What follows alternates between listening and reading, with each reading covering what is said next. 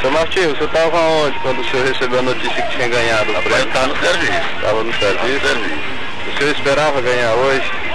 Não, eu sempre, todo dia, eu tenho uma fé de ganhar. E ontem mesmo eu estive falando, daqui para domingo eu comemoro. A fé é positiva. É, eu sempre ontem estava falando. Aonde é que o senhor trabalha? Qual a profissão do senhor, seu Martinho? Rapaz, eu trabalho de lavrador, mas minha profissão é todo serviço que eu acho. Atualmente, o senhor está trabalhando de quê? Eu estou trabalhando para moldado. Trabalhando como ajudante? É, fazendo todo tipo de moldado, de negócio de concreto, todo tipo de moldado.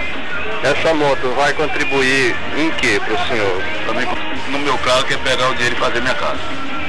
O senhor gostaria de construir, investir na construção? Investir minha casa, porque minha casa é esse barracinho bem aqui. Então é fazer minha casa. Então o senhor prefere investir na casa. O senhor esperava, o senhor sempre teve o sonho de construir, de dar uma reformação? Toda uma vida eu tive uma lutando.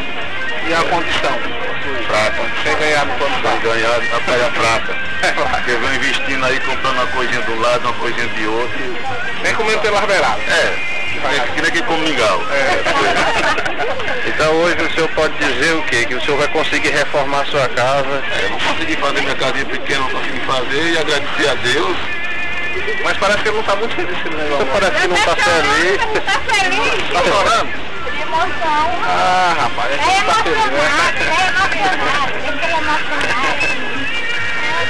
é isso aí. É bom chorar de emoção, né, seu Martinho?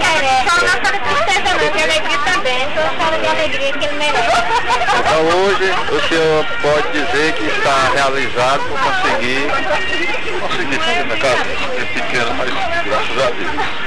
É lógico.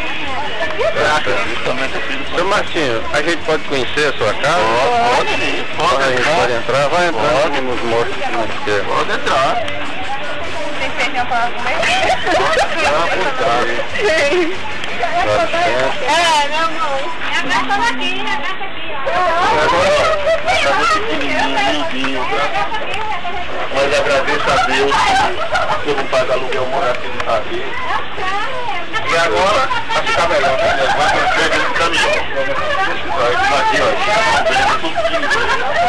Aqui mesmo, a gente para não cair aqui na dificuldade de consertar agora, não dava, então aí eu derrubar, tirar, para depois o cação ver e ajeitar aqui, ó. Pode